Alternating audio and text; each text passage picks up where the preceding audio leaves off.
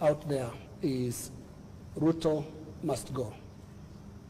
Doesn't need much interpretation, does it? Protesters want you out of office.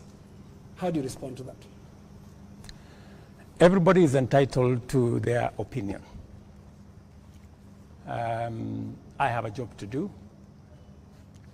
We are a country of rules.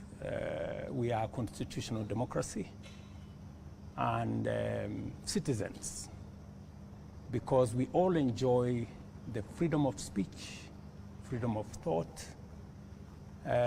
Citizens are free to engage in discourse that they want to, but that is what it is. Those are the fruits and signs of a democracy. But this is no ordinary discourse, Mr. President. Over 20 people are dead. 39 are missing through state-driven abductions. And first, they're asking a very simple question. 24 people dead. Your Excellency, do you have blood on your hands? I have no blood on my hands. 19 people, to the record that I have from the security agencies, are dead. Very unfortunate.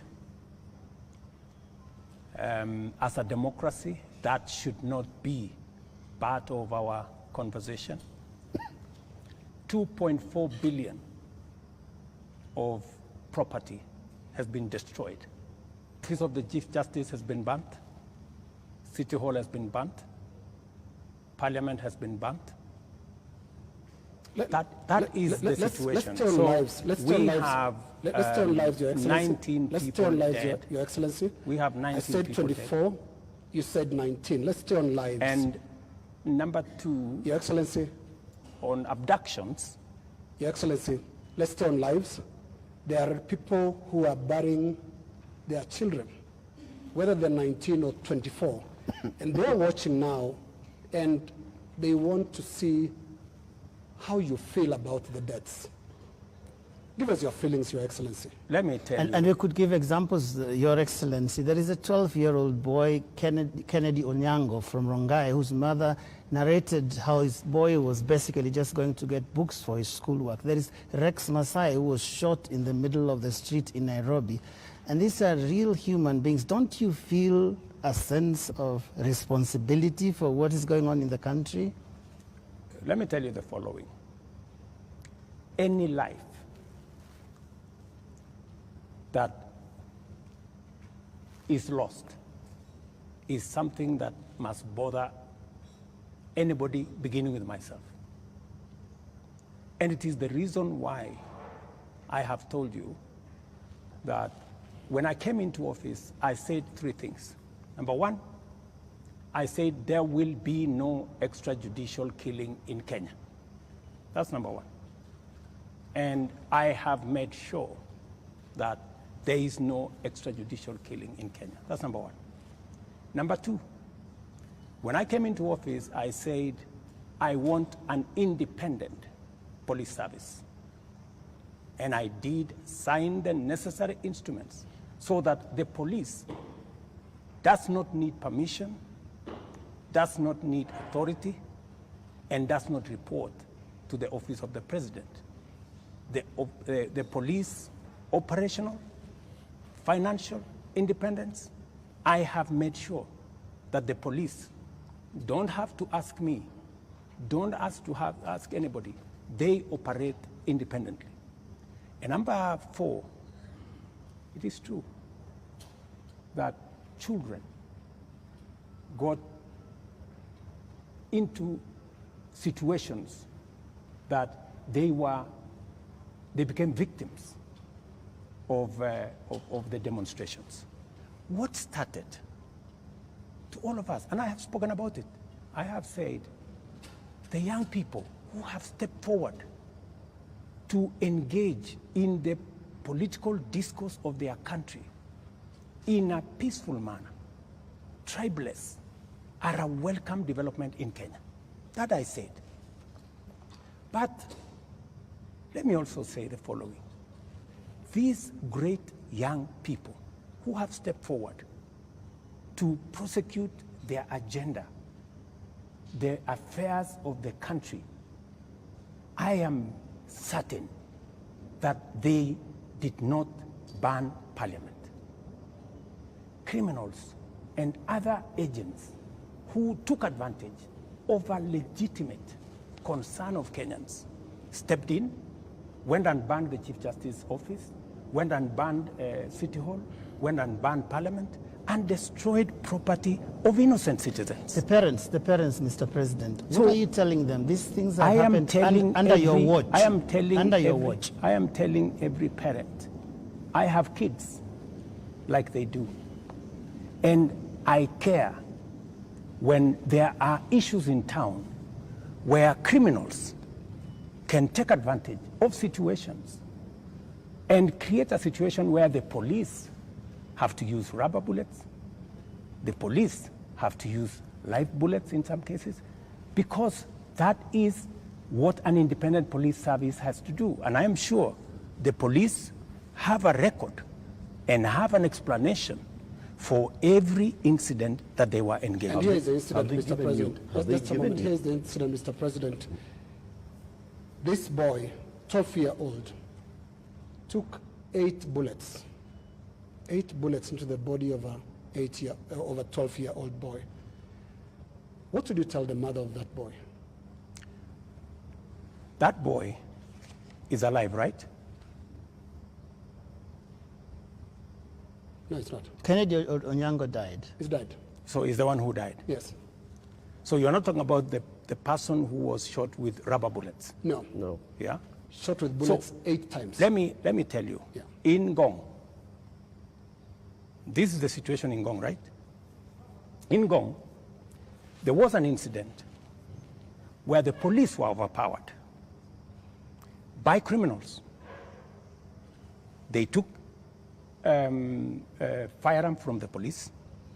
They used that firearm against people. And one policeman had to shoot this fellow who had hijacked a gun from a policeman so that not to endanger the lives of more citizens. It is among the 3 people. One of the criminals is among the 3 people who was shot by the police after they overpowered the police and took the bullet and took the gun from the police and used it against innocent citizens.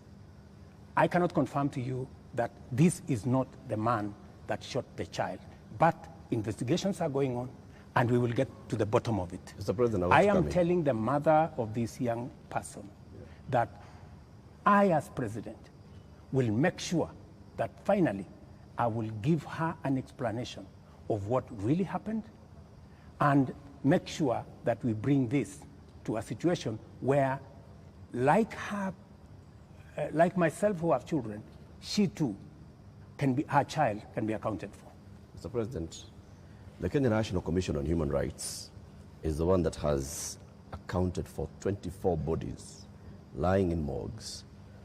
And those bodies, the records show that these people either died in hospital and while undergoing treatment for gunshot wounds, or they ended up in the morgue in the last 2 weeks with gunshot wounds. 24.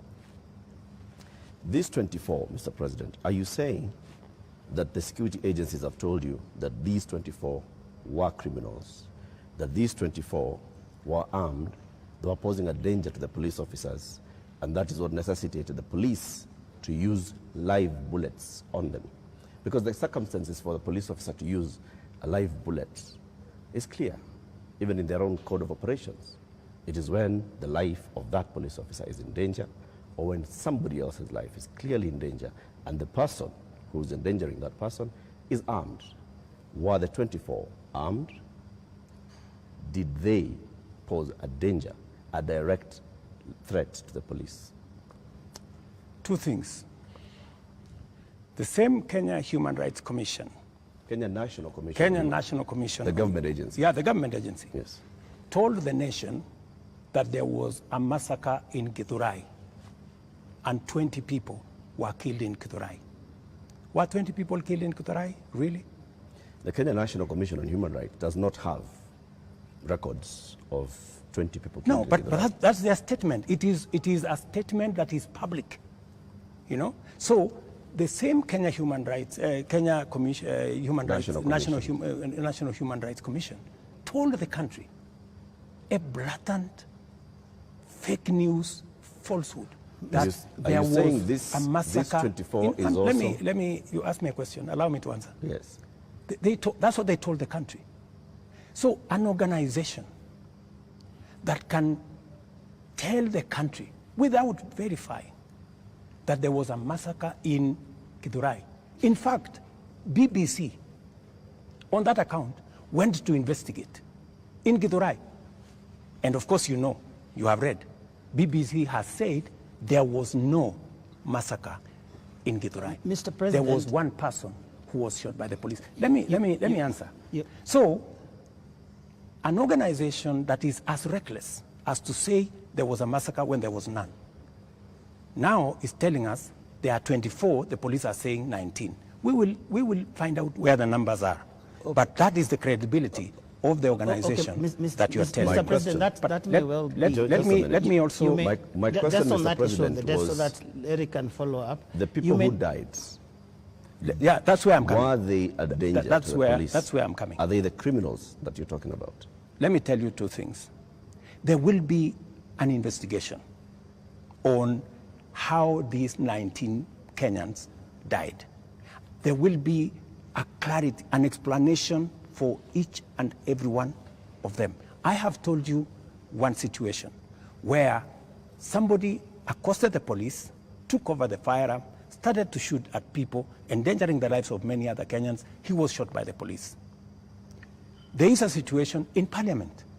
How did the invaders in Parliament?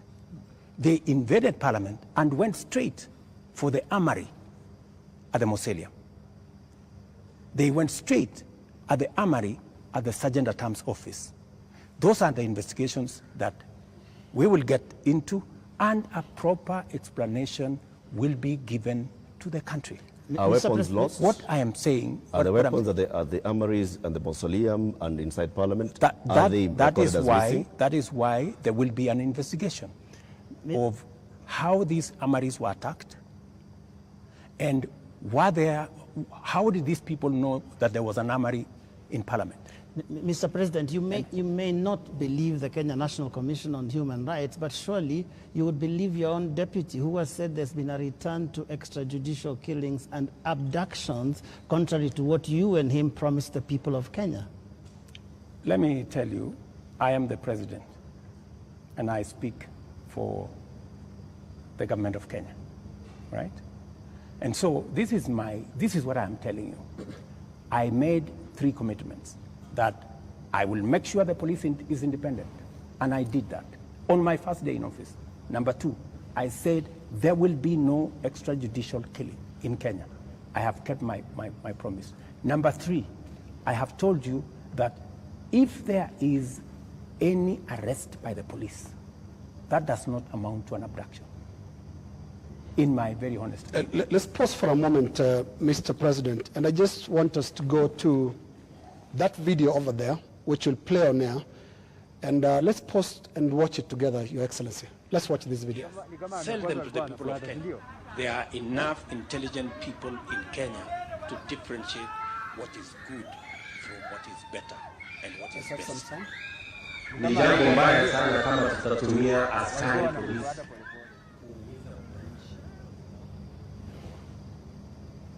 Hapo na maoni tofauti ya kisiasa. And waeleza ya kwamba these people don't understand the damage they are doing to the people and the economy of Kenya. All right. Yes, the video in contention here was recorded earlier today. Yes. That of former MP Alfred Keter being abducted in broad daylight. Mr. President, before you even talk about the entire incident, the children were screaming, and the sound that we believe belongs to the wife was also heard, screaming in distress. How does that make you feel? Three things. I have told you, I made a deliberate decision to make sure that the police operate independently. That's number one. Number two, I have told you, if the police summon Linus Kaikai, and Linus Kaikai refuses to go to the police, are the police not entitled to come and look for you? When the police come to arrest you after they have summoned you and you didn't show up, is that an abduction? So let's have this as a confirmation. That no, I'm just asking you. Let's have this as a confirmation, Your Excellency, that Alfred Keter was summoned by police. He refused to the police respond have to issued the a summons. statement. I would suggest, instead of us having a back and forth, the police have released a statement. Can you check what the police have released, the statement? And you still not answered my question. Which the was? wife and children screaming that way. I mean, how do you feel, Your Excellency? I mean, my friend, every child, every mother feels the same when their parent is under attack. I mean, that is what it is. But let me ask you, what about the children?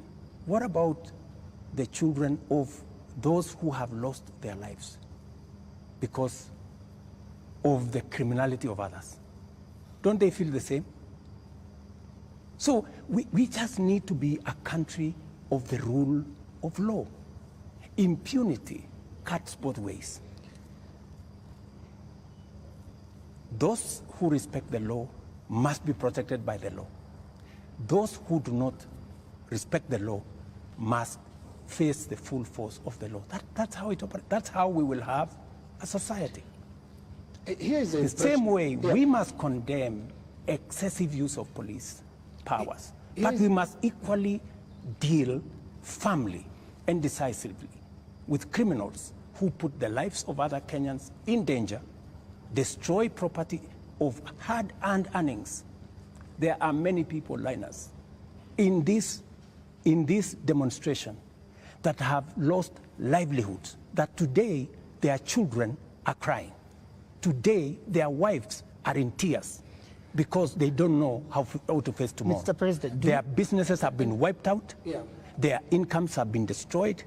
I have just told you 2.4 billion shillings worth of business has been destroyed. I hear you, and today, as I talk to you this evening, there are families who have tears. There are families who do not know how to face tomorrow. And I've asked you very specifically, President, how do you feel about those tears, especially those who have been killed by police bullets? It is horrible.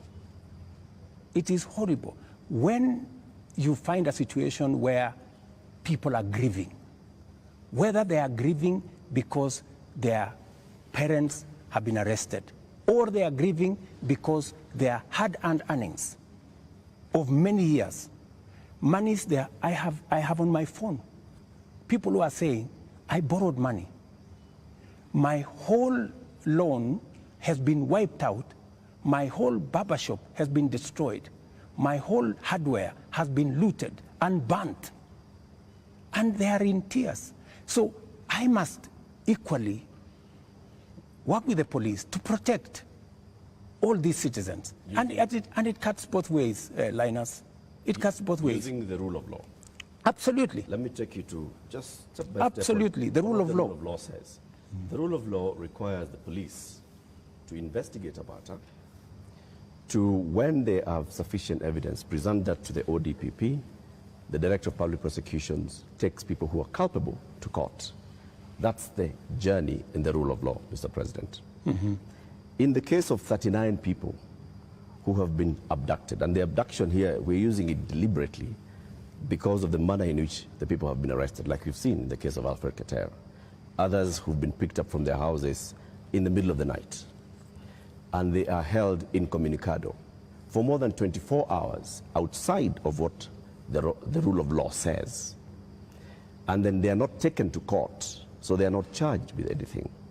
that is outside of the rule of law. So in one instance here, we are saying we are not following the rule of law. In the second instance, Mr. President, you have people who were unarmed, like in the case of Rex, who was shot in the middle of the night, unarmed, who have been shot by police and they've ended up dead. 24 of them. You say 19.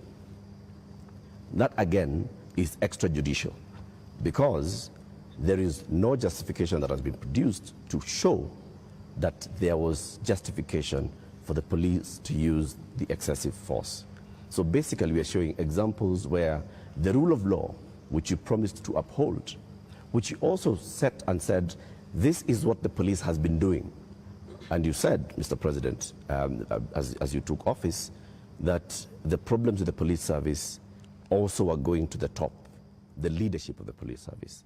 And you promised the people of Kenya that you're going to hold the police to account outside of the rule of law and accountability, which comes to your desk.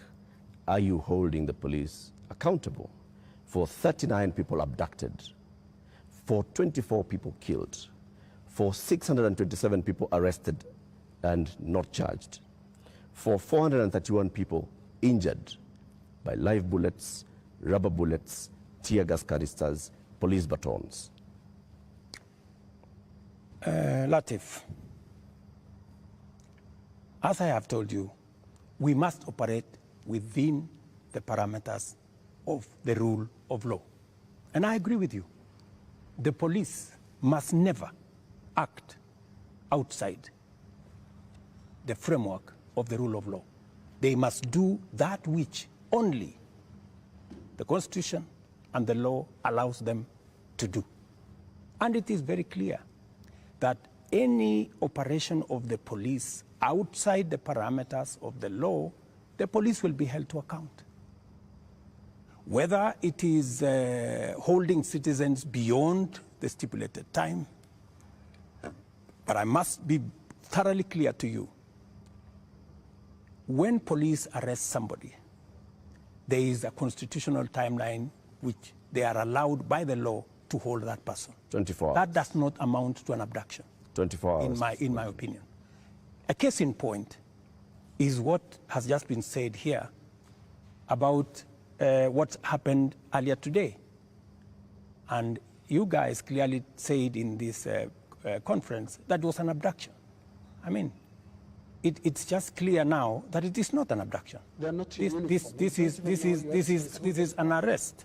And the police have come forward to say, this is the situation, we have arrested this person, and it is just good for us to all of us follow the law. And I agree with you. The police must act within the law. But let me ask you one question also, Latif. I have never, in this conversation, which is now 20 minutes in, are you guys bothered about the fact that Parliament was burnt? Are you guys concerned that millions of businesses, of Kenyans, hardworking Kenyans, were destroyed? How do you feel? But it all how do you feel? It all happened under your watch, Mr. President. No, but this is at the end of the day, this is why we are saying you sought to keep us safe. We must be even. You know, we must be even. The police have a difficult job. They have to make sure the peaceful demonstrators are protected. But they also must make sure that the criminals, and when you say criminals, you know, when I said the other day criminals, many people took offense that I was calling the demonstrators criminals. That's not. Families of the dead, Your Excellency, that is not. That's a lot of offense. Family of Rex. Rex was killed in a week when the protesters were very peaceful. The first week of these protests were peaceful. We saw protesters carrying placards and water bottles. Water bottles. Rex was killed on his way out of work. Let me. How do you feel? I mean, let me tell you when they hear you say criminals. I mean, are you telling me Rex is the one who burned Parliament? But Rex died without breaking anything. No, I'm just telling you. He died before. Rex There are criminals who infiltrated and caused mayhem. And in fact, some of the criminals are actually harmed. They actually harmed the peaceful protesters. Many of the peaceful protesters, they lost phones. They were attacked. In fact, some of the peaceful protesters were attacked by criminals, including a clear example of the one I have explained to you, that they overpowered the police, took the gun from the police, and started shooting innocent people. So we must deal with this situation globally. Mr. President, I feel for Rex and the mother. This should not happen to any child in Kenya, especially when they are engaged in a peaceful demonstration. Mr. President, the concern I've heard from the young people, because I've been speaking to a lot of them, and they said they haven't heard you. In the two statements, actually there are more now because you have spoken in other settings apart from the two addresses you gave. They haven't heard you address them. They haven't heard you talk to these parents. They haven't heard you acknowledge that there were people who were shot by police in circumstances that did not warrant that. Are you saying you haven't seen anything that bothers you about how police responded to these protests? I am very, and in my first statement, I clearly said that innocent lives were lost. In my second statement, I said the same. There were innocent lives lost. But also equally, as a person who is responsible, I must think about those who are suffering because they were innocent, but I must also be concerned about those who are suffering because criminals cause them immense harm. And that is the balance that I need to be able to lead a country. I must protect everybody. I must protect the protesters, and I must be concerned about their lives.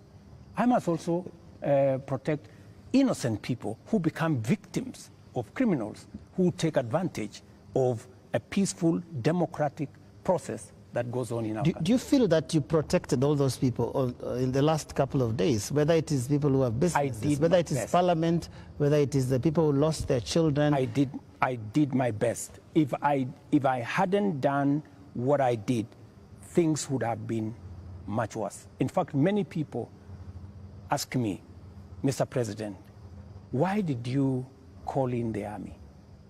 I mean, what choice did I have? I mean, it would have been very reckless of me in the face of the kind of harm people had gone through, the 19 lives that were already lost, in the face of a burning Chief Justice office, Parliament, and the rest of it. I mean, it would have been very reckless of me not to mobilize every arm of government and every arm of our security agencies to protect the country and to protect lives. You acted as Commander-in-Chief. You also acted as President, Head of Government, and the person who took the sword and promised to protect the people of Kenya.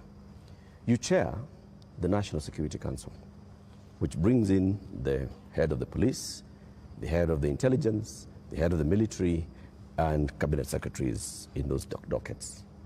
Did you have information prior to Tuesday that there was going to be infiltration of the peaceful demonstrations by the criminal elements that you've talked about more than once?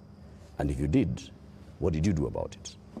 We had information, and that is why we prepared in the manner in which we did. If we hadn't prepared in the manner in which we did, we would not be counting 19. We would be counting different numbers. Okay. And I am telling you that the level of mobilization by criminals was heavy. In fact, many of the peaceful protesters, many of the young people, very well-meaning young people, left the town by 10, maybe 11, because they realized, and in fact you could hear them in their zelo. They were saying, guys, this is not our group.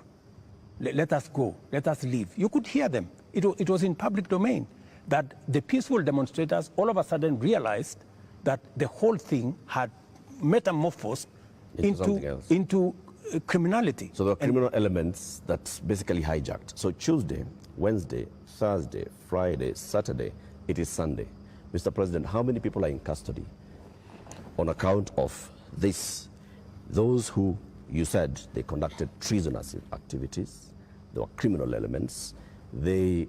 You will see them in court tomorrow. How many people are in custody? You will see them in court tomorrow. The police know what I have a, you know, a ballpark brief by the police that they have enough people.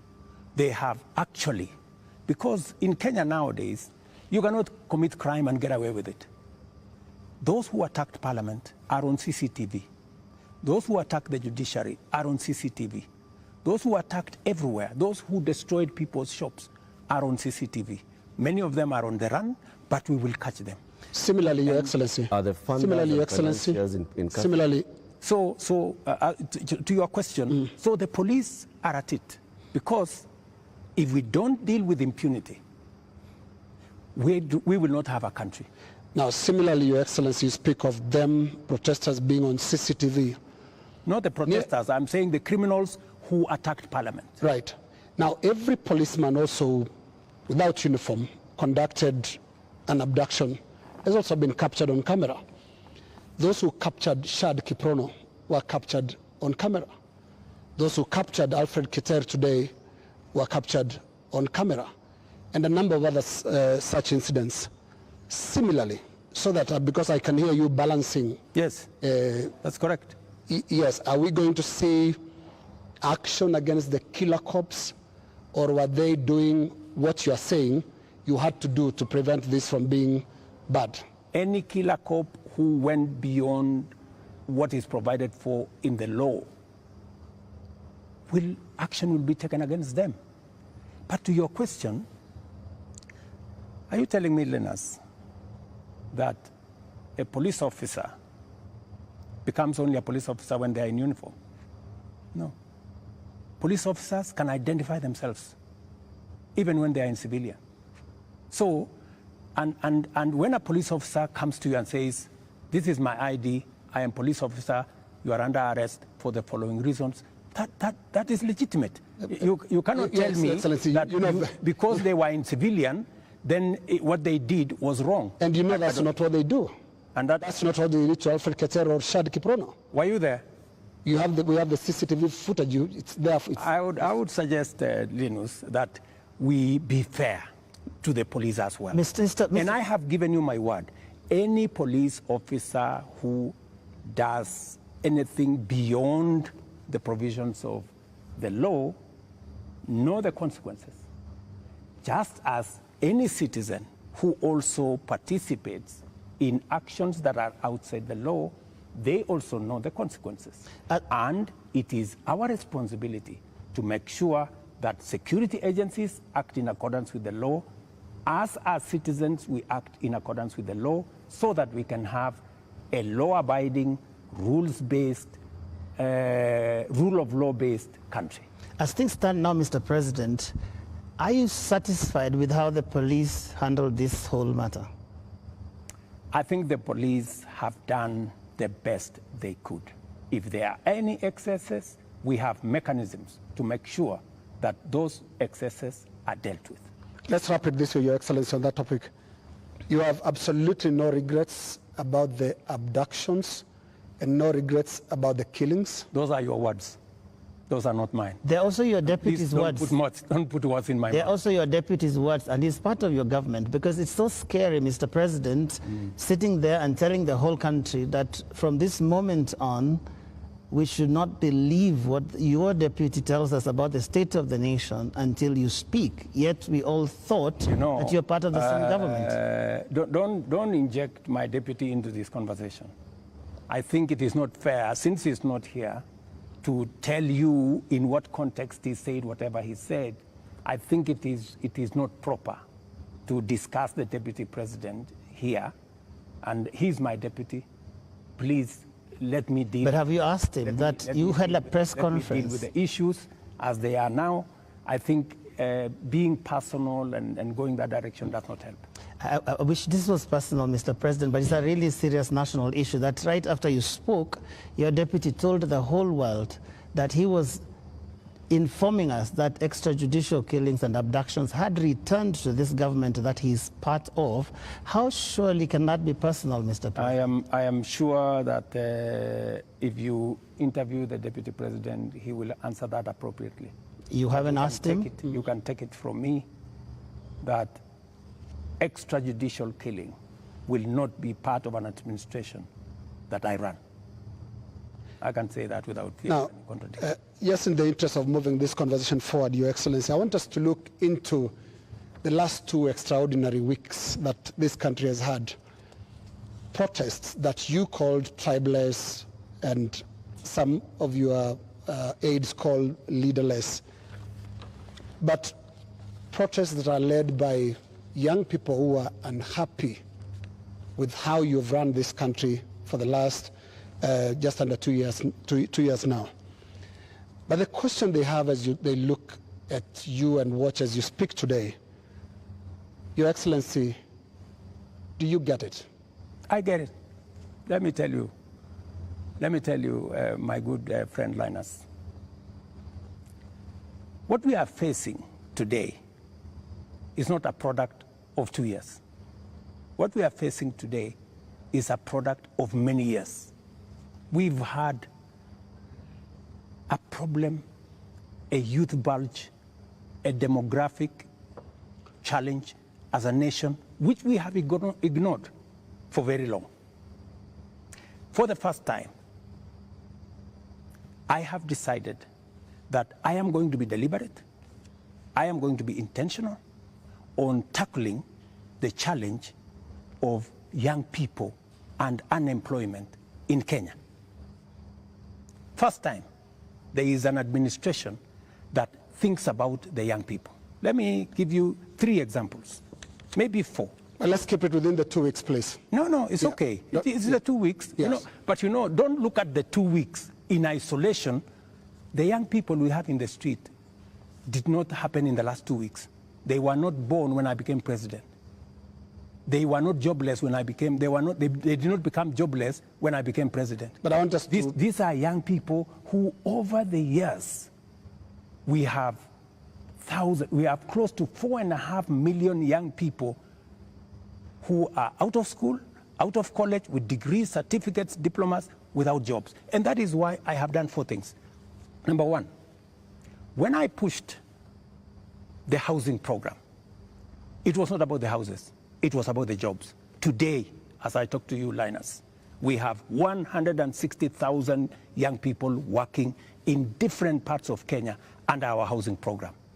In Mukuru, here in Nairobi, and I challenge you, Linus, to go there tomorrow, there are close to 4,000 young people working who were jobless. Number 2, I have a whole program on digital jobs. I was in Ruto now, Your with the Excellency, MP for... just allow me. Allow me to interrupt you. No, allow because me. There are risks on both ends of this interview. No, you told me about Your Excellency, the young people. Talk about the last 2 weeks. The young people are saying, you don't get it. You don't understand what they're talking about. Now, what is the trigger here? They're saying there was this conversation about the finance bill that your government, until the other day, could not listen to anybody. It's not about the housing project. It's about listening.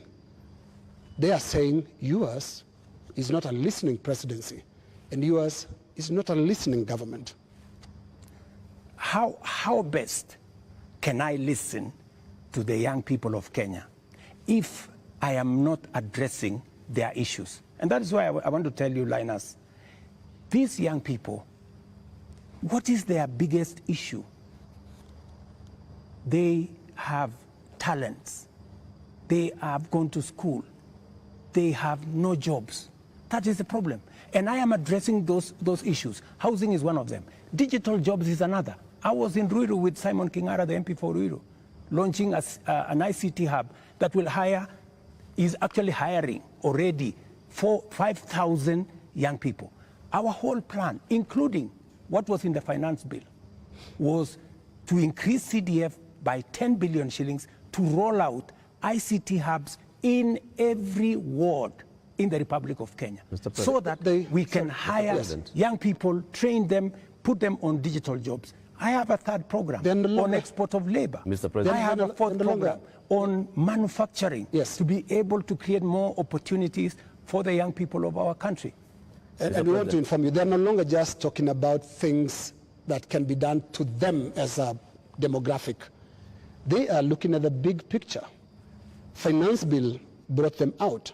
And when did they come in? They came in after all public participation forums were not listened to. Kenya Association of Manufacturers spoke to the parliamentary committee, same thing, and said this is a bad bill. Association of Insurance spoke to the parliamentary team, this is a bad bill. We had a big conversation on national television, this is a bad bill. You did not listen. You had a meeting here with your UDA MPs and at some point told them to pass it as it is. And until the last week, that was the first Tuesday when the protests were there, when now you offered to some amendments. They're saying you're just not listening, and it's not about them, it's about the big picture issues, and we'll come to them, including the question of corruption, which is not really a youth thing. Indeed, Mr. And just to add on to that, Mr. President, have been more Mr. President, I just want to come in your analysis. I just want to add on to that, Mr. Because I want to add on to because that. let me just finish it, Neil. It's the same question. It's the same question. Mr. President, if you went into all the X spaces where the youth are speaking, if you looked at the demonstrations and what they were saying, the placards they are carrying, none of them has talked about we don't have jobs. None of them have talked about the housing jobs are not enough for us. None of them have talked anything about what you have mentioned. So it's not that they are not seeing about the jobs. It is beyond that, Mr. President. And respectfully, I want to put it to you that you're not hearing what they're saying. In fact, they only had after the protests, after all those things you described, that's the time that you came and said, I have listened. Let me tell you the following. The rejection of the finance bill, and this goes to what Linus has said, that we didn't hear anything. Let me tell you, the process of a finance bill, in fact, you know, many people believe in Kenya that the finance bill is an invention of William Ruto. It is not an invention of William Ruto. The finance bill is an instrument that has been with us ever since independence. Only that we have made it much more transparent. Only that we have brought out more to the public. And that is why there is greater interrogation of what government is doing, especially after the new constitution that made public participation not a sterile provision of the constitution, but public participation to be an integral part of lawmaking, an integral part of managing the country. Let me tell you, when we took the bill, when we formulated the bill, it had 346 billion of new revenue. When MPs went out to the public said, we don't think this is good. We don't think this is good.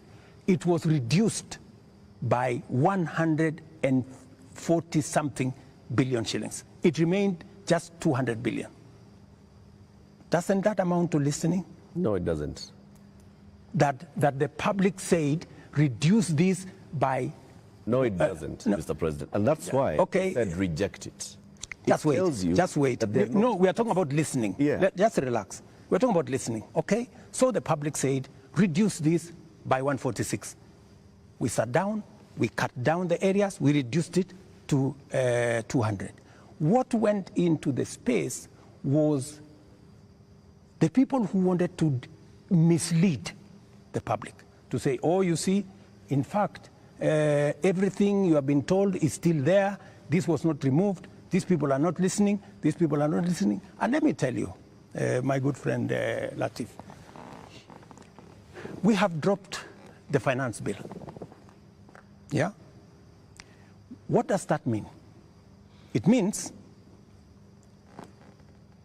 we have gone back almost 2 years.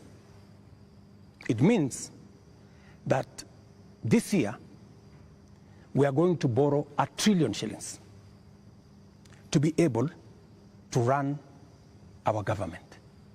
That's what it means. I have been working very hard to pull Kenya out of a debt trap. Mr. President. Let me just allow me, because you know we need to contextualize this finance bill. It is easy, Joe. It is easy for us as a country to say, let us reject the finance bill. That's fine. And I have graciously said, we will drop the finance bill. But it has huge consequences. It means we will not confirm the JSS teachers, 46,000 of them. It means we cannot support our farmers with 2 billion shillings for us to make sure that farmers get a fair return of 50 shillings per kilogram, per kilo of their milk. It means we cannot sort out the coffee debts. It means we cannot support the cherry fund. It means we cannot sort out the debts of farmers in Mumias. It also means that we will continue to import potatoes from Europe when we have potatoes in his village. You just told me in Kimana. We have potatoes in Nyandarua. We have onions all over the place. That may well be. I think the problem has been, these are people who are saying they haven't been listened to. You only listen because you said on that night, on that Wednesday night, that is the moment you said that you had realized, Mr. President, that Kenyans did not want anything to do with that bill. And one would wonder, how can that be, Mr. President? And you have had all these presentations that have been made. Did it have to take demonstrations and sadly loss of lives for you to come to a point where you'd realize what your people, the people that voted for you, are saying? That, I think, is what the young people are asking. Let me tell you, Joe, members of parliament are representatives of the people, elected. They are not fools and they are not mad. And I want to say, one day, Kenya will know that the MPs who voted yes are the true heroes of Kenya. Those are the people who saw the opportunity for us to unchain our country from debt trap and take our country to the future. Let me tell you, Joe, and I want to say this to the people of Kenya, that my plan was to make sure that in the next 3 years, maximum 4 years, we have a balanced budget, where Kenya is not the country where we are today. Let me tell you, gentlemen, and I want to tell the people of Kenya the following. We are in a very difficult financial position. This is something that the people of Kenya must understand, and that is why I am happy that we have a crisis. This crisis will help us be candid and speak to each other properly and contextualize where we are. We raised this year 2.3 trillion from our taxes. Of that 2.3 trillion, 1.1 trillion went to debt financing. 1 trillion went to salaries. What did we do? We had to go and borrow to pay the counties. We had to go and borrow to fund our education. We had to go and borrow to fund. Now, the funding gap we have done with the finance bill going down is that instead of borrowing 600 billion, we are going to borrow 600 billion plus 346 billion. That is close to 1 trillion. And let me tell you, my good friends, and I want us to be honest with ourselves. This is not how a country will get to a status where we are proud of our nation. This is not how we are going to. This is not how we are going to grow. And that is why, Linus, this situation, this crisis is a very important inflection point that we can sit together, assess. Let us agree. And I have no problem. Let us agree. Yeah. Do we continue borrowing? And let me give you the statistics. When in 2013, Linus, just allow me 1 minute, please, with a lot of respect. Okay. In 2013, the debt stock of Kenya was 1.8 trillion. For 10 years, that increased 5 times to 11 trillion, 10 point something trillion. We built a lot of roads. We connected a lot of electricity. We did many things in 10 years. But we were doing it on debt. Today, we don't have the luxury to borrow because we have reached the limit. And today, let me finish. Today, all the money we borrowed from 2013 is maturing. That is why the biggest challenge that we have as a nation is that we are spending 1.1 trillion every year of taxes we collect from ordinary Kenyans to pay debt, and not the whole debt. That's interest alone. Yeah. Interest principal comes to 1.8 trillion this year. So, my good friends, and yet you want to tell me, William Ruto, don't collect domestic taxes. Go borrow more money. No, Mr. President. That's not what they're saying, President. And What is the alternative? Yeah, and I just wanted to come to one. No, what is the alternative? Just help me there. Yeah. Because there are only two things you can do. Either you raise money from taxes or you borrow, period. There is no magic here. There are Kenyans, Your Excellency, right now who do not listen to all that. Yes. They are not interested in that. That's okay, but that's the reality. But I need if you are not, if you do not want to listen to reality, Your Excellency, hang on, Your Excellency, because I need you to address a very important issue here, and that is one of a trust deficit. There are Kenyans who watch you, Your Excellency, and I don't know whether you are aware that they don't trust what you say. They don't believe what you say. Are you aware, Your Excellency, for example, that a lot of Kenyans increasingly don't associate the truth with you? That is your assessment, because you have never associated the truth with me from the beginning. No, there's quite a number of Kenyans. No, I mean, that is your We asked people before we came here this evening. assessment. Yeah. And many of those that responded to me directly, and to even our platforms, on KTN News, on Spice FM, on NTV, on Citizen, and we were asking them, what question should we ask the president this evening? And the one thing that many of them were saying is, when will he stop lying? So it's not Linus. Can he tell us the truth this time? Let me say the following. I told the people of Kenya that I would reduce the prices of fertilizer from 7,000 to 2,500.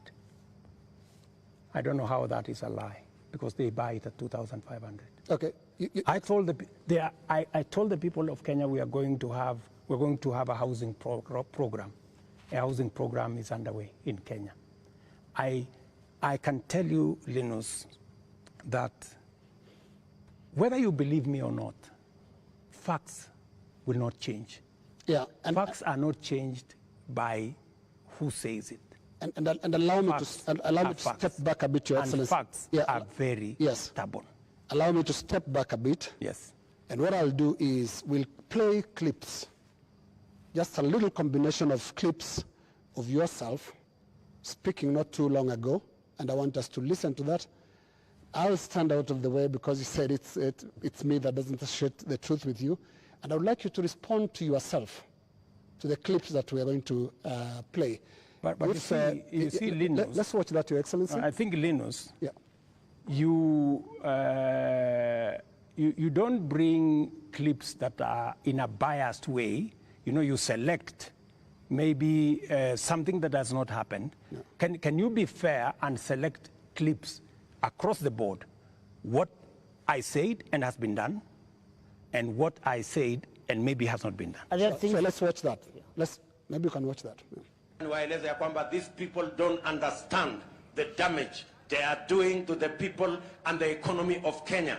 Kwa hii taxes wanaongeza usiku na mchana.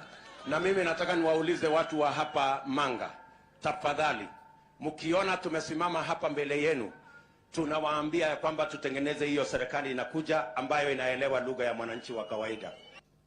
If you have good ideas, why do you need the police? Why do you need blackmail? Why do you need intimidation if you have better ideas Sell them to the people of Kenya. There are enough intelligent people in Kenya to differentiate what is good from what is better and what is best. Ni jambo mbaya sana kama tutatumia askari polisi kuumiza wananchi wasio na hatia eti kwa sababu wako na maoni tofauti ya kisiasa. I agree with that. It is not fair to use the police to harass citizens who have a contrary opinion. And that is perfect. That's what they're accusing you of. I still believe that. That's what they're accusing you of.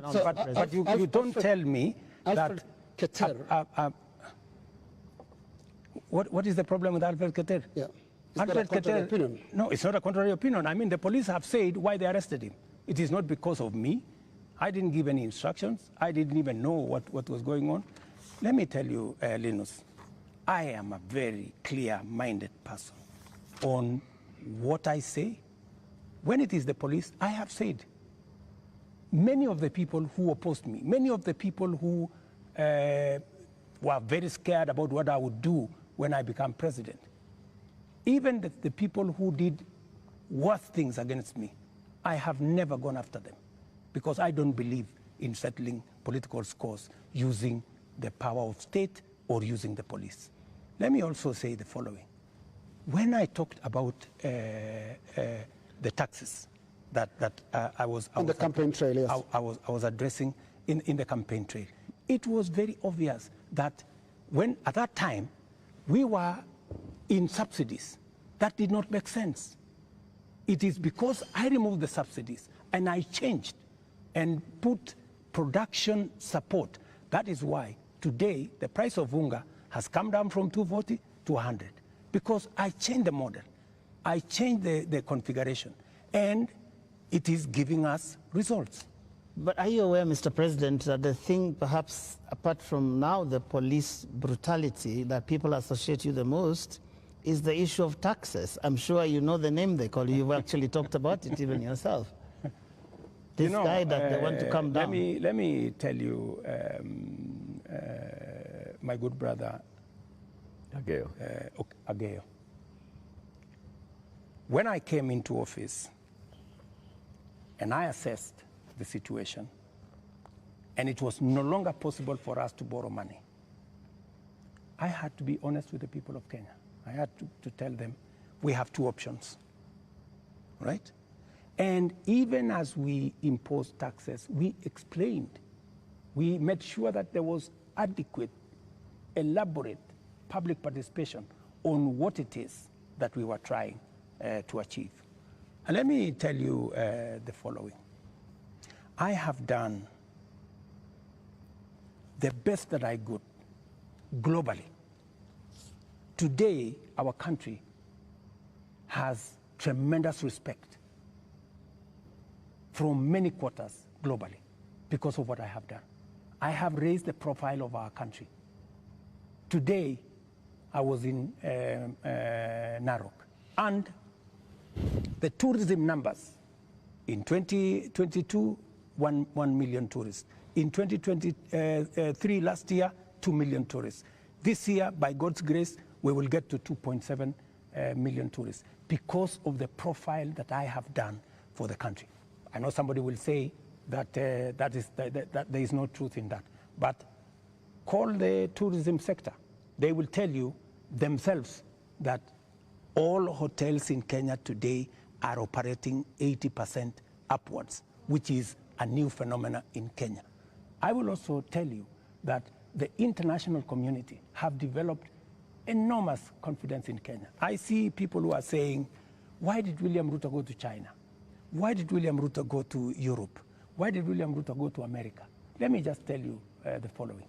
When I went to China, we got money to be able to put equipment in 70 of our technical training colleges. Today, the contract has been signed, the equipment is being manufactured. When I went to China, we got money to build Bosto Dam that has been waiting, that will serve the counties of Bomet and Kericho. When I went to China, we got money to build, we got 30 billion shillings to build roads in Nyandarua, in Kirinyaga, in 8 other constituencies in Kenya. That's why I went to China. When I went to America, we got a $1 billion facility to be built in Naivasha that is going to be the biggest data center in Africa, funded by UAE, working with Microsoft and Kenya. When I went to the US, we also agreed Kenya became the only country in Africa that is going to benefit from the CHIPS Act, where we will be manufacturing computer chips with other countries. Kenya will be among the first, will be actually the only country in Africa that will benefit from that. And so many of the young people who I see today, those are my targets for the future. So it doesn't bother you that there's this tag on your head as a president who has overtaxed Kenyans, and that the sufferings that we are going through is because of excessive taxation that you have imposed on Kenyans? That is what I was asking about. You see, if I am called Zakayo, yeah, because I have explained to the people of Kenya that the option we have is if we continue borrowing, we will go down the cliff. If that is what is going to take Kenya to be saved from a debt default, I don't mind being called Zakayo, because it is a sacrifice worth making. Mr. President, every morning on Spice FM, we have 4 hours of a talk show. And many times we ask people, even those who come to the show, to tell us what is it that the nation is saying when we are seeing people out on the streets. And many of them, even when we said that we were coming, you have invited us to come and have this conversation this evening, they said, tell the president that he's tone deaf. And we ask why and how. And they say, when William Ruto took over as president, he took over a budget of 3.2 trillion shillings. He went to Parliament and he said, Honorable Speakers, I believe that this budget is too high. We should cut it by 300 billion shillings. So you believed barely 1.5 years ago that you can run the country with 2.9 trillion shillings. Barely a few months, you went to Parliament and requested to spend 3.6 trillion shillings. This year, you went to Parliament and initially requested to spend 4.2 trillion shillings. And what do they see in return? They see extravagance in government.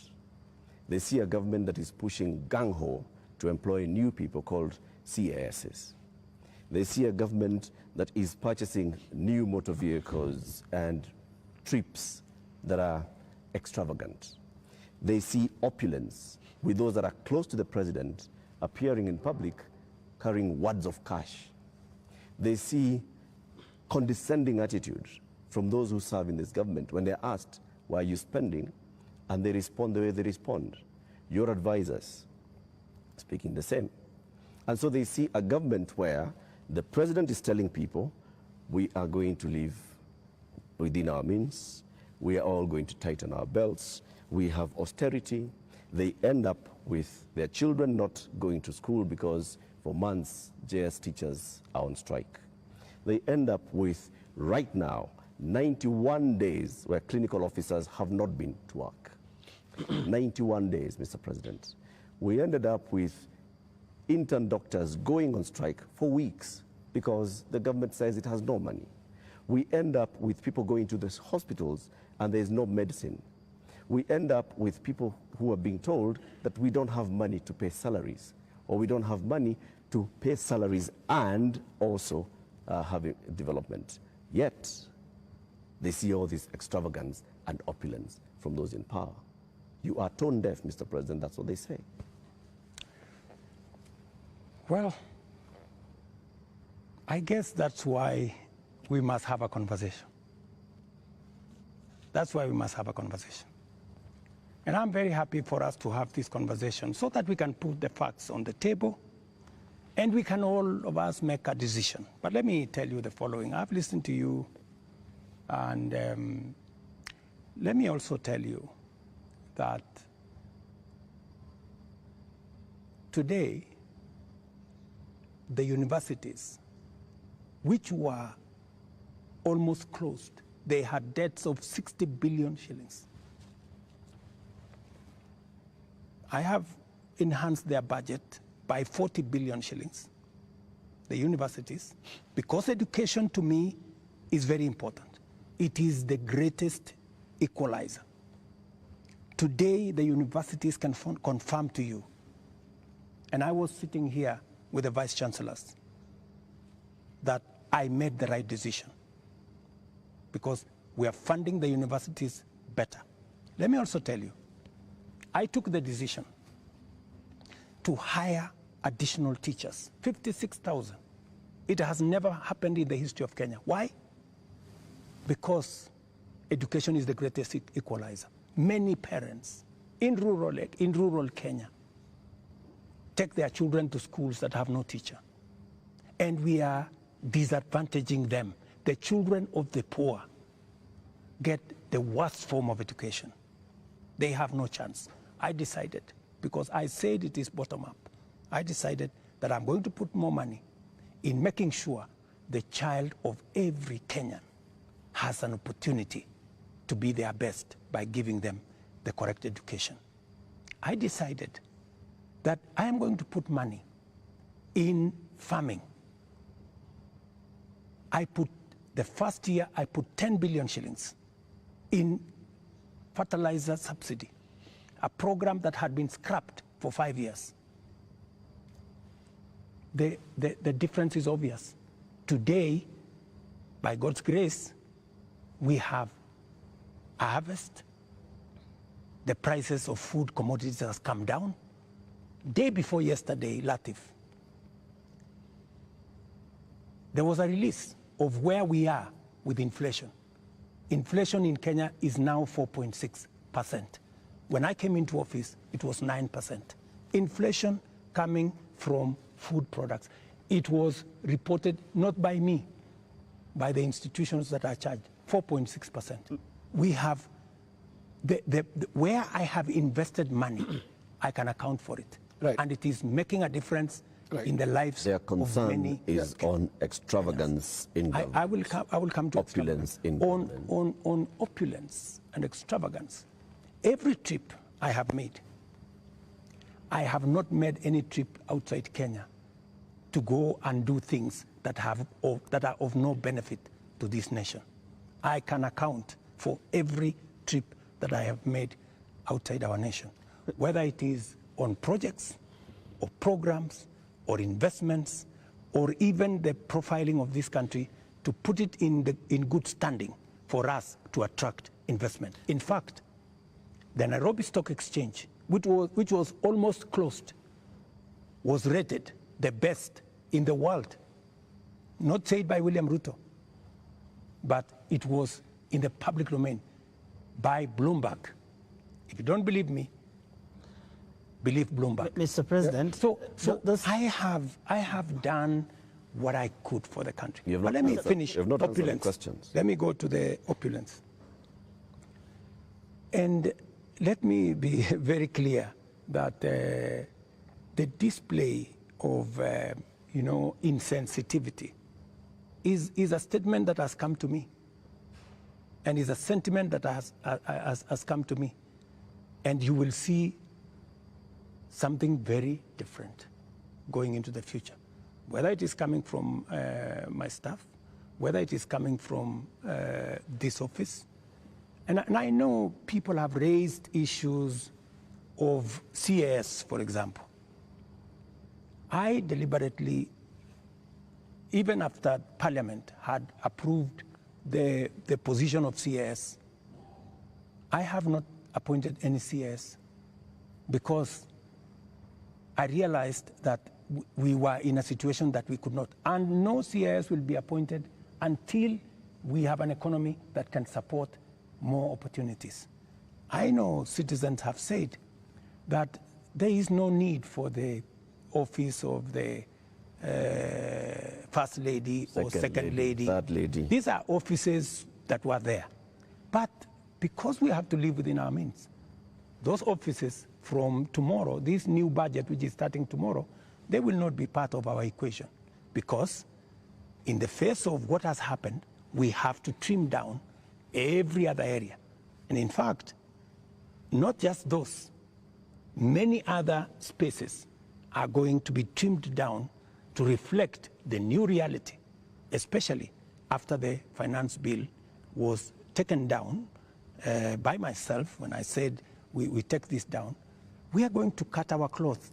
We are going to cut our coat, the size of our cloth. We're going to reduce money going to counties.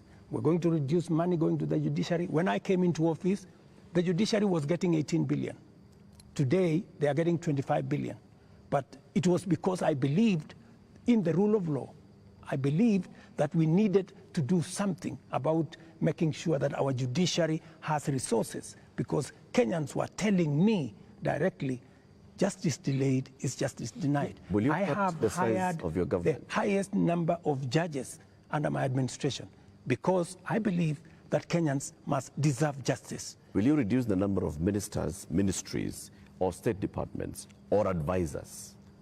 That is an area we are going to target and cut down, because it is the reality we have to face. Mr. President, when things like this happen elsewhere, this is a whole finance bill that's been taken down. Correct. You have people who have been advising you on financial matters. You have people who have been advising you on political matters, listening to the people. You have advisors who have talked down at Kenyans, who have called them spoiled kids, KFC, Java, and whatnot. And you have people who have been around you talking into your ear with regard to some of these things. And many people have ventured to actually say that this amounted to a vote of no confidence. Is there going to be some kind of shakeup that actually acknowledges that this is not where we should have been, and therefore, I am sorry, Kenyans, and this is what I'm doing about it? Because short of that, how are we to know that we will not find more of the same? Watch this space. There are those who have said, now that clearly there are many people who have lost confidence in Parliament, there are those who have lost confidence in you, that maybe the way to regain the legitimacy is to go to an election. There is no provision. You know, we are a country of the rule of law. Yeah? We must, whatever it is that we do, we must keep it within the parameters of the rule of law. And we cannot take what has happened over the last 2 weeks or thereabout and say we are going to abrogate our constitution. I think we will be going towards anarchy. And I don't think that is where we want to take our country. There is a demand on me as president, and I have said,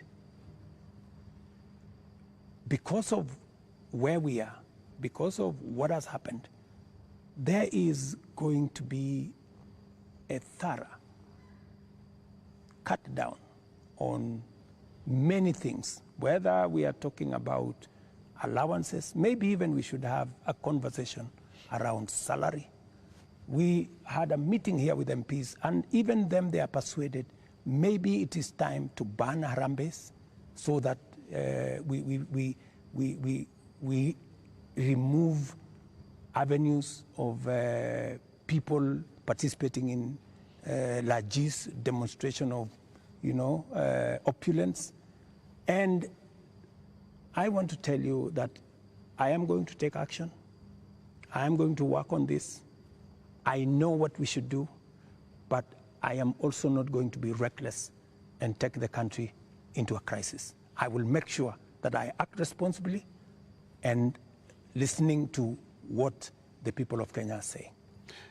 I don't know if this will preempt you, Your Excellency, but one of the most serious concerns that have been coming out, including in the Gen Z demonstrations, is the question of corruption.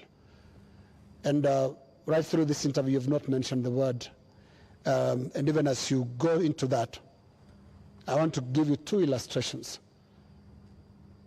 Kenyans dealt with or encountered the problem of fake fertilizers, and you never took action against your cabinet secretary for agriculture. Before that, we had the scandal around the importation of edible oil, which, Your Excellency, we don't know where the edible oil is to date. I don't think it ever found itself to the market. Again, there is a cabinet secretary in that ministry. And also, what got into the market was condemned sugar. And when we look at all the information around these three cases, these are people close to you. They're cabinet secretaries. And so you are unable to take action against them. So why should you be trusted now to act? Because there are those who read and say you are really a hostage of those who campaigned for you to become president. They get away with anything. Three things, Linus. We hadn't reached the question of corruption. So don't unfairly accuse me that I have not spoken to it. I am ready to speak about it. So that's number one. Number two, I fired the CEO of KEBS when the sugar thing came up.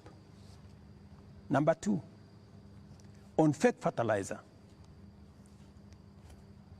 the minister, Mithika Linturi, was taken through a process in Parliament.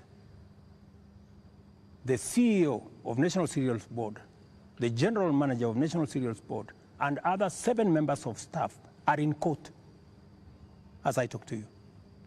The people who signed the contract, they are in court. You spare big fish and roast the small fish. No, let me just finish. Yeah. Because I need, Linus, you know, I am a fair person, and I am a believer in the rule of law. Even though I may not like you, but I must respect that there is a due process. The moment, you know, we will have a minister who is charged in court, meaning there is evidence that they have participated in crime. Believe you me, I will take the action that is necessary. But if somebody is taken through a process and that process comes out without an indictment, I mean, surely we must give somebody the benefit of doubt until it is proven. But, and the fact that the CEO, general manager, and all the people that were there who actually evidence was found have been arraigned in court. Isn't that a step in the right direction? What a political responsibility. What a political responsibility. Let me finish. And then number 3, the other one you asked me was edible oil. The people who are involved in edible oil, I fired them, and they are in court. We have a new management in Kenya National Trading Corporation. In fact, we've just hired a new management for the Kenya National Trading Corporation. So those are actions that I have taken. And for your information... Void of what Joe is calling political responsibility. Yeah. I mean, but you see, else in the ministry can be... But you see, yes. But you see, gentlemen, if there is no evidence against a minister, surely, do you want me to fire somebody if there is no evidence? You know, there was a time, Uhuru Kenyatta, as I served him as his deputy, removed 6 cabinet secretaries. But eventually, they were found that they were innocent, and we had to appoint them to be ambassadors. You know, so some of these, you know, actions must be tampered with process of law, you know, due process. So unless we follow due process, gentlemen, we will end up being something else. Allow me up to this, just a moment, Eric, in a moment, because up to this point, Your Excellency, if I don't want us to lose the context, the last 2 weeks have been extraordinary. We've never seen anything like this. You have KDF troops in the streets of Nairobi. Up to this point, Your Excellency, and including on the question that I've just asked you of accountability within your government, do you think you are addressing the grievances that have made thousands of Kenyans across the country in places that were unimaginable to get out to the streets to say Ruto must go? Do you think up to this point they feel you've addressed their grievances? I am not in their space, so I am doing what I believe I should be doing. I have taken the responsibility to withdraw the finance bill with all the attendant consequences. That I have done. I know what it means, and I know where it takes the country, and it is not a simple decision for me to make. And for your information, the finance bill was going to take Kenya big steps forward.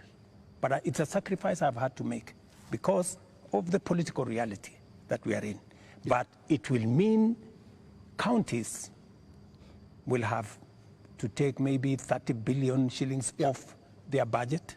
It means we have to reduce CDF by maybe 10 billion shillings. It means we have to rethink about what to do with JSS teachers. It means we have to put on the freezer. We wanted to hire another 20,000 teachers because there are kids who do not have teachers. It means we have to work on our UHC program. We thought we would upgrade, for example, Linda Mama. You know, we thought we would upgrade Linda Mama. Here is something, Your Excellency. It means we have to hold that, and it means many things. Just hold on, what else do you want to hear? You are speaking outward, but looking at the grievances, they are also asking questions inward from you, Your Excellency.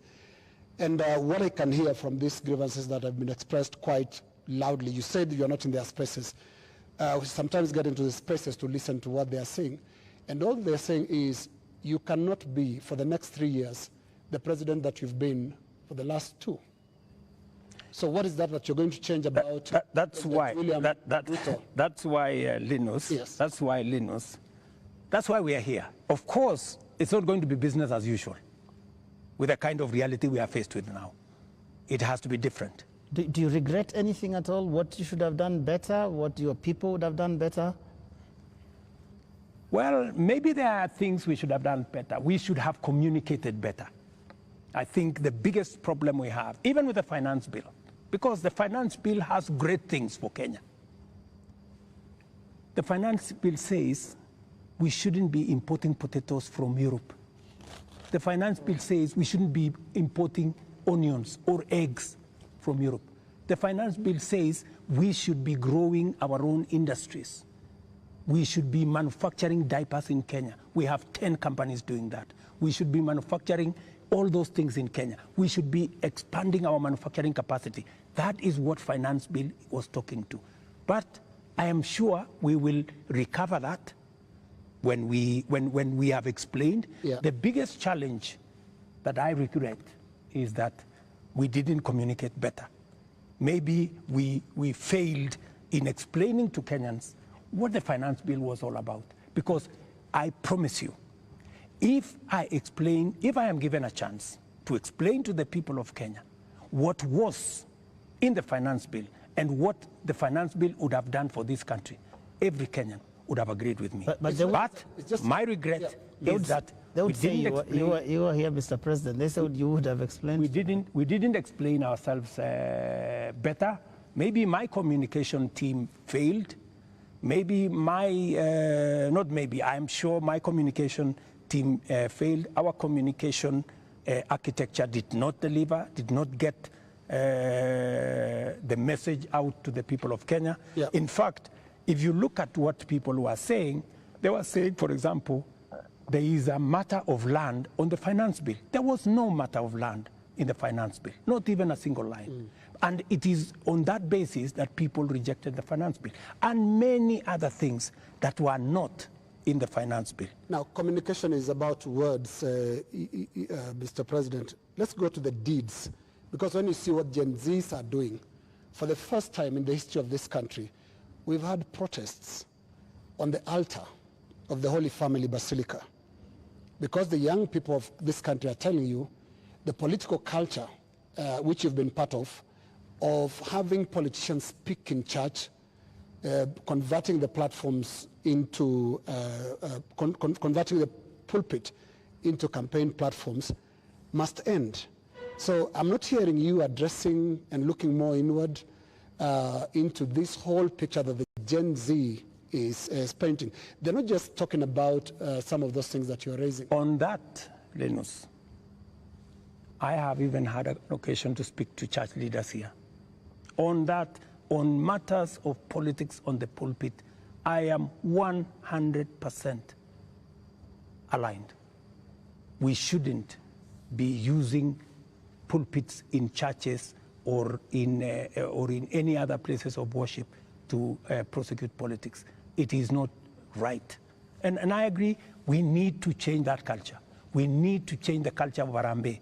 Harambee started as a noble exercise. It supported many people to go to school. It supported many people to deal with the challenges of medication and hospital bills. But I think it has been stretched. It bred corruption? It has stretched too far. And I think it's time, as a country, we must stop corruption. We must stop Harambees, because it is occasioning and it is breeding, if I may say, corruption. Yeah, because when your aide of a much lower pay grade donates 20 million shillings to a church fundraiser, there is something fundamentally wrong. And that is why this conversation is necessary, so that we can stop it. Conversation, Mr. President. On Wednesday, it started as a noble exercise. You are hearing that it supported many people to go to school. It supported many people to deal with the challenges of medication and hospital bills. But I think it has been stretched. Formation of a national multi-sectoral it has stretched too far. And I think it's time, as a country, we must stop corruption. We must stop Harambees, because it is it is occasioning and it is breeding, if I may say, corruption. Yeah, because when your aide of a much lower pay is going to precede this conversation, because the conversation is another talk. It reminds people of there is something fundamentally wrong.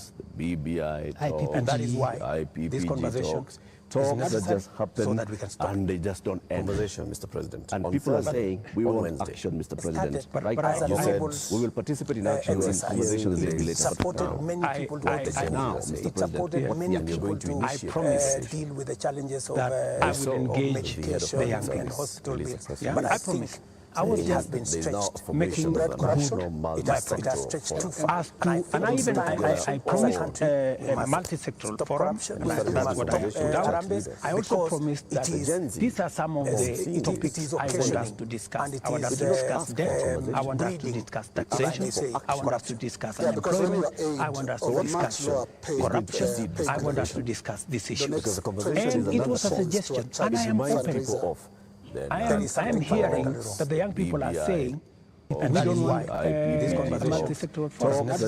Maybe we should have an engagement with the president on X. People are saying, and I am open to having an engagement with the young people on a forum that they are comfortable with.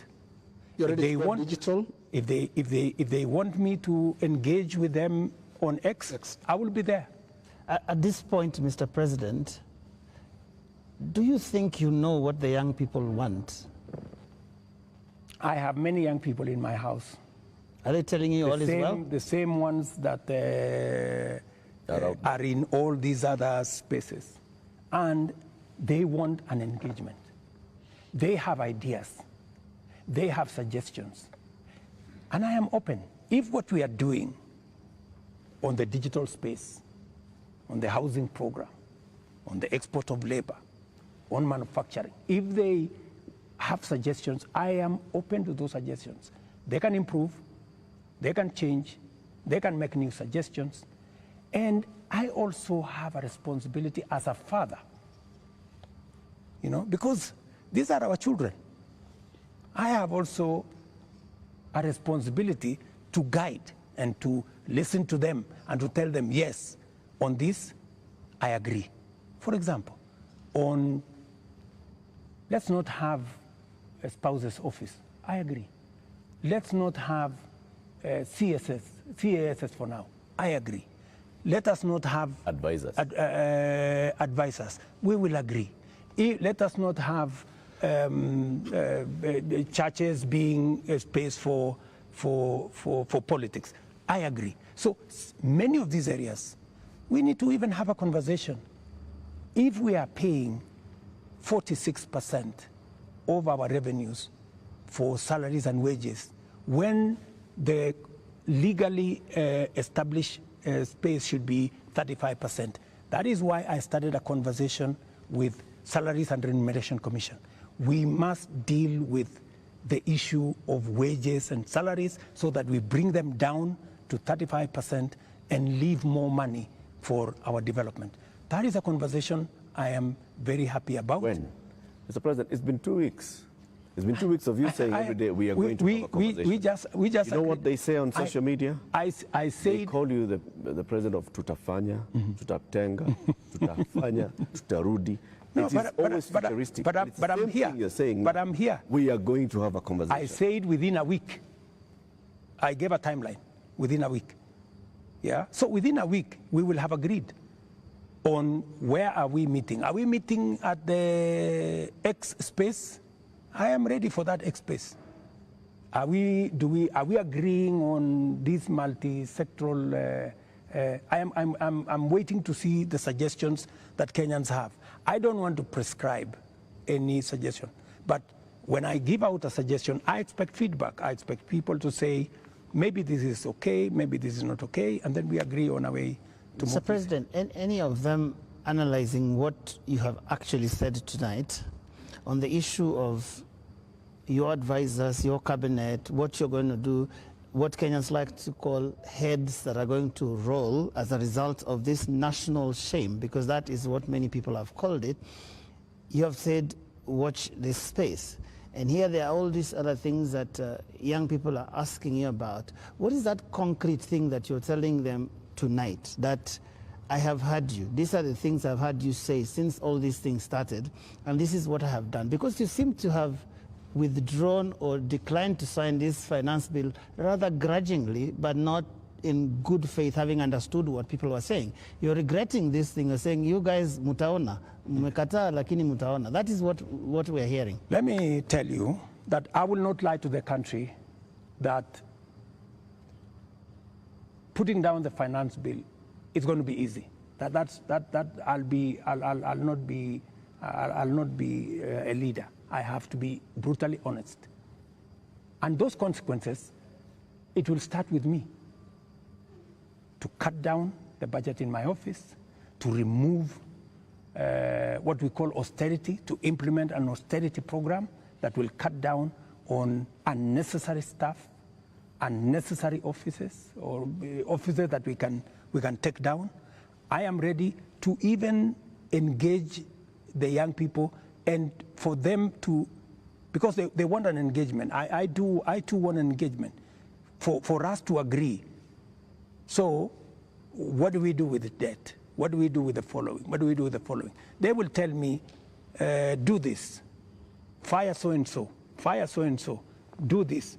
And I will tell them what is possible and what I think we could do it differently. Or are you telling me that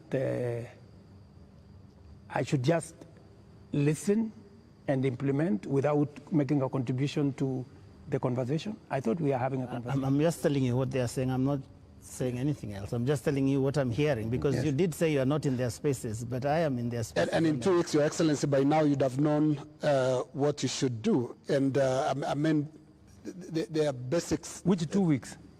2 weeks of the riots and 2 weeks of the protests. It's been 2 weeks. It started the other Monday. So let me ask you, Linus, the protests I finally decided that because we didn't communicate sufficiently to the people of Kenya the import of the finance bill, and there was so much built around it, including a lot of fake things, that were not in the finance bill. Many things that were not in the finance bill were used to fight the finance bill. And at some point, many people did not even care what was in the finance bill. Do not care? I think, at some point, as leaders, we must stop somewhere and say, we have a country to run. I mean, we cannot be reckless. We must, at some point, stop and say, what are the consequences? Because everything we do has consequences. And we must be careful as a nation to make sure that our country does not go down to the dogs. And believe me, countries, have gone in the wrong direction. And we must be careful. And I don't want to be the leader that took the country in the wrong direction. We must be measured, we must be careful, we must listen to the young people, we must listen to other views and be able to make a carefully well thought out plan for the country out of where we are. Yeah, but what if the protesters are actually saying something in totality about your government, not just about the finance bill? It's not about just the finance bill, is it? Linus, as I have told you, we are a democracy. The people of Kenya can make a decision. Yeah? And I am perfectly, alive to the fact that when the people of Kenya finally, the same way they decided to elect me, when they make another decision, we will comply as the people of Kenya. That's what a democracy is all about.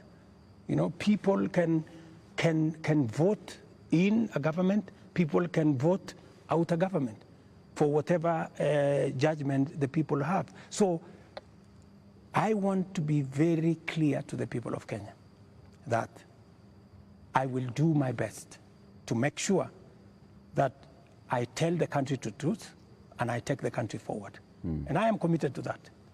And I can see Kenya changing. If I had managed to pass this finance bill, Kenya would not be the same. We would take this country to the next level. The kind of investment I have made, the kind of collaboration with many friends that we have done, we would begin to see this country soaring into the future. But all is not lost. Maybe we have taken one step back. Sometimes maybe it is necessary to take one step back to be able to take many steps forward. And that is my thinking of this situation. But surely it must bother you, Mr. President, that 2 years ago you ran such a euphoric campaign with things like Hatupangwingwi, and 22 months down the line, your State House is surrounded by the military. The military tanks, scary as they are rolling on the streets of major cities.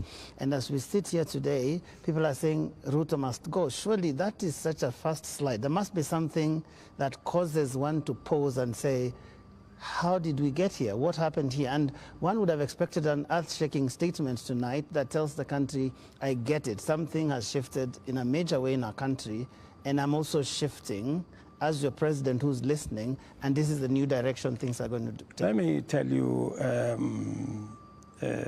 Joe, I came into office at a difficult time. Yeah? We have a combination of coming out of COVID. We have a serious drought that hit our country. We had interest rates that went up everywhere. We went into a very difficult situation. What did many countries do? Many countries went and defaulted. And I don't want to mention countries because it's not right to mention. But almost 8 countries in Africa went down. Many people expected Kenya to be among the 8. But believe you me, I have carefully managed the economy of Kenya. Kenya Kenya is not among the countries that have defaulted. If anything, we have running programs in Kenya. We have a whole housing program that is running. We have a whole digital program that is running. We have made changes in our education. We've hired more teachers. We've made sure that we have a new funding model for our universities. We have supported our farmers. We have reduced the cost of living. We have done many things, even in the context of all the challenges that we have had. I am telling you, I came in, and I believe I'm the right person to be in this space when Kenya is in a difficult position, because I believe I am the person who can sort out the challenges that faces Kenya at a point like this. But when the public and the protesters, the Gen Z, some of who actually formed the base of your election campaign, are telling you, we are disappointed, you've not delivered. Hashtag Ruto must go. What do you tell them? Let me tell them the following.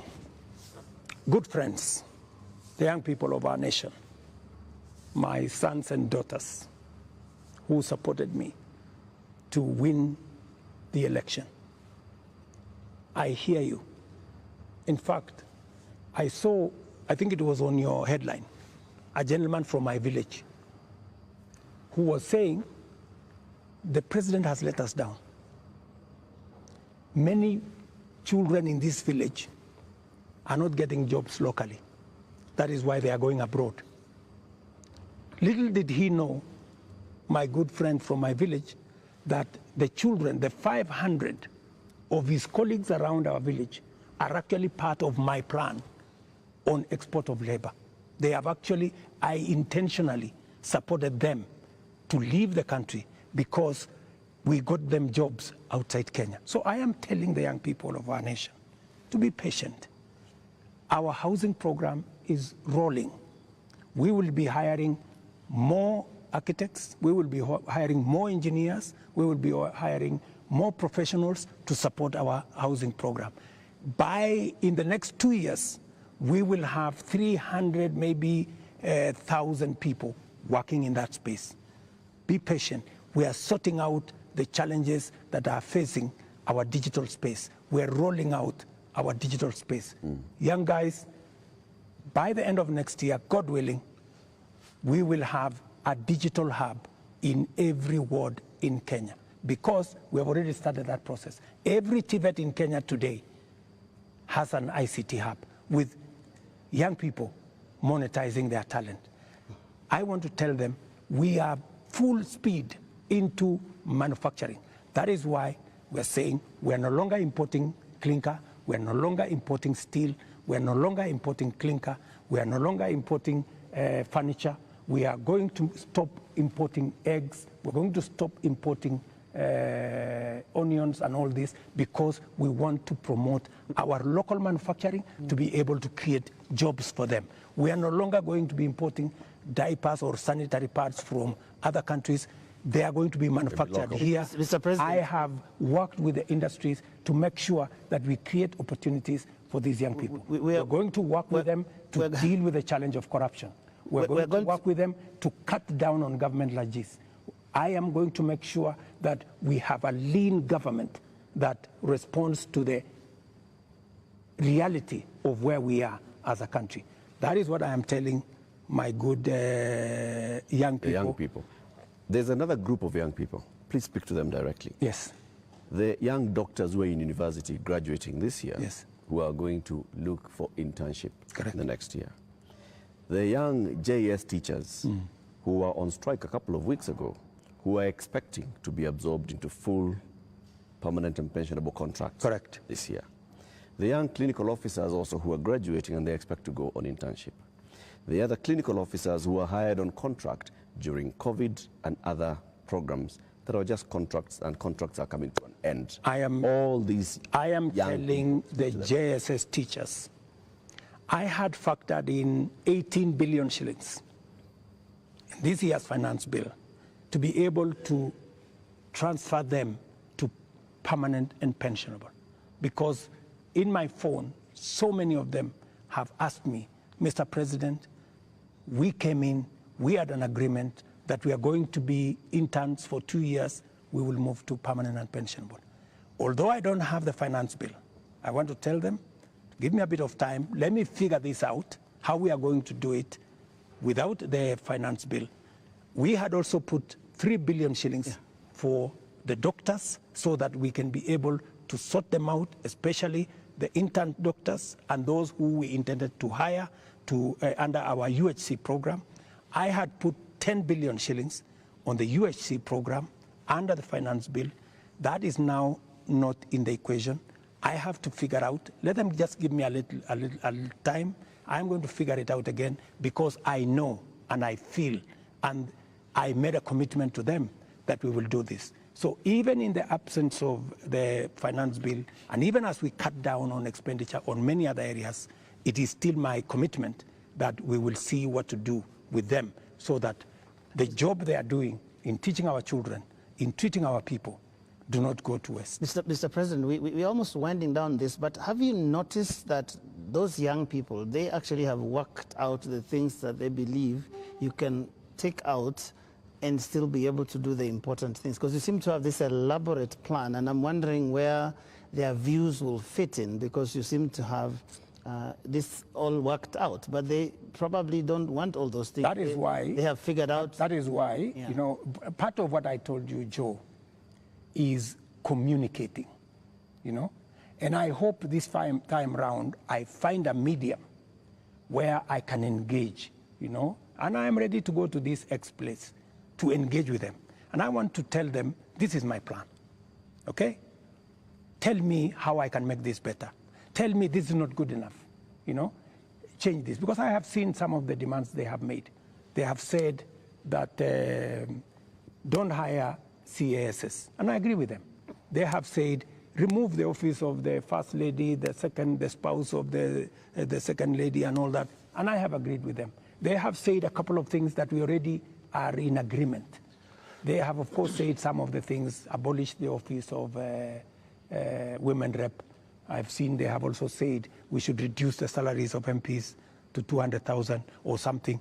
Some of those things are things that are not in my power. Those are the things that we need to do a whole of society, a whole of nation approach, so that if we are bringing down salaries from 1.1 trillion to 700 billion, that is something I am willing and I am ready to start with my own salary, going down to salaries of others, so that we can all live within our means. Your Excellency, we're now going to our final questions. And my final question will be about the protests and the deployment of KDF, which you did a few days ago. Now, the Gen Z, millennials, and the online Kenyans that are organizing these protests are promising to be back on the streets on Tuesday. What should we expect on Tuesday when protesters, peaceful as some of them have been, turn up on the streets of Nairobi? Do we expect them to be chased away by the Kenya Defense Forces? First, the Kenya Defense Forces will not be on the street. They only come as a last resort. If the demonstrations will be peaceful, I promise you, the police will be there to protect the demonstrators. But the police will also be there to make sure that the criminals, the fellows who come to burn offices, the fellows who come to loot property, will also be dealt with. That is my commitment. We must all operate within the law, and that is what it is. My final question is on the elephant in the room, the elephant in our budget, public debt. Candidate William Ruto responded to a question during the debate, and he said he's going to commission an audit of the public debt.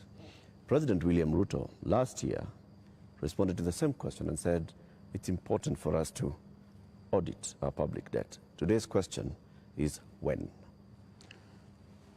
Public debt is actually a public document where we are as a country.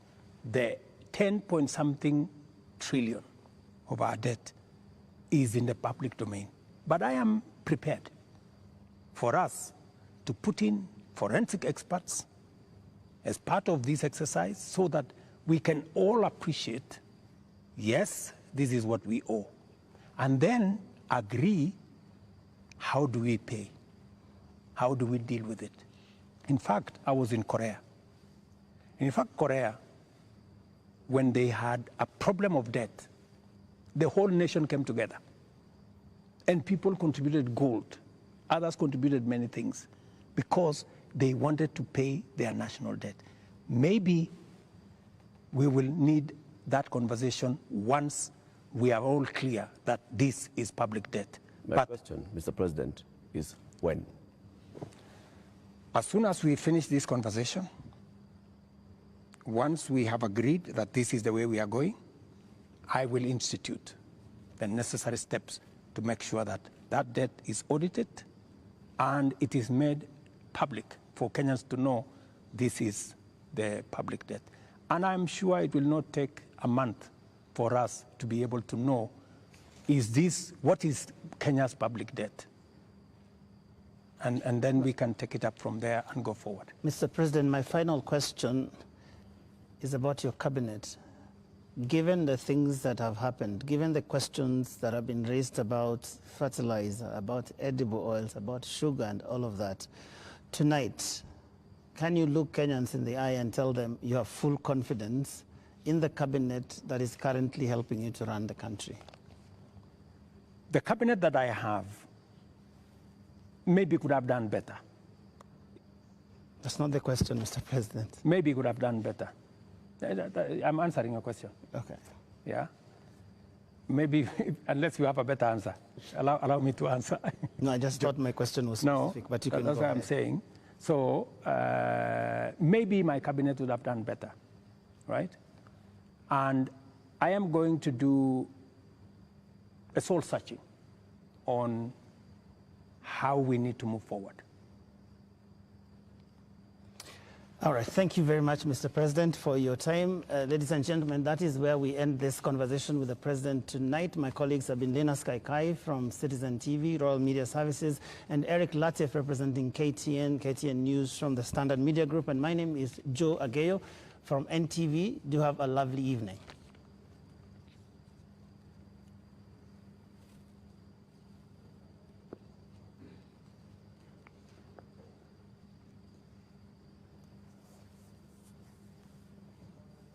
Shut up.